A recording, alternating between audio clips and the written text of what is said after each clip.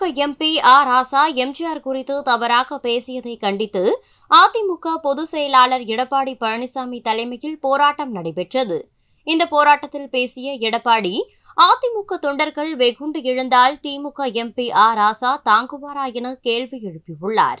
மக்கள் வெகுண்டு எழுந்தால் இந்த ராஜா தாக்கு பிடிக்க முடியுமா? 2 கோடி தொண்டர்கள் இருக்கின்றார்கள். அனைத்து இந்திய அண்ணா திராவிட முன்னேற்ற கழகத்தில் சிப்பாய்களை போல இளைஞர் பட்டாளங்கள், இளம்பெண்கள் பட்டாளங்கள், மகளிர் சொந்தங்கள், சகோதரிகள் வெகுண்டிருந்தால் இந்த ராஜா தாக்கு பிடிப்பாரா? சிந்தித்து பார்க்க வேண்டும். பொன்மனச்சம்பல் புரட்சி தலைவர் எம்ஜிஆர் வாழ்கின்ற பொழுது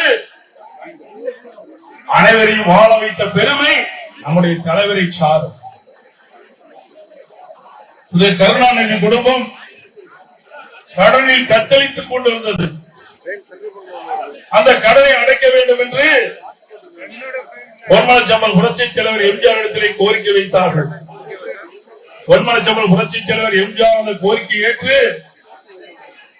கருணாநிதி அவருடைய மருமகன் மாறனின் மூலமாக எங்கள் தங்கம் என்ற படத்தை தயாரித்தார்கள். அந்த படத்திலே நம்முடைய இதயம் புரட்சி தலைவர் எம்ஜிஆர் அவர்களும் இதயம் புரட்சி தலைவி அம்மா அவர்களும் சம்பளம் வாங்காமல் நடித்து கொடுத்து திரு கருணாநிதி குடும்பத்தை காப்பாற்றிய தலைவர்கள் நம்முடைய தலைவர்கள். செய்திகளை உள்ளது உள்ளபடி தெரிந்து கொள்ள ரெஃப்ளெக்ட் நியூஸை சப்ஸ்கிரைப் பண்ணுங்க.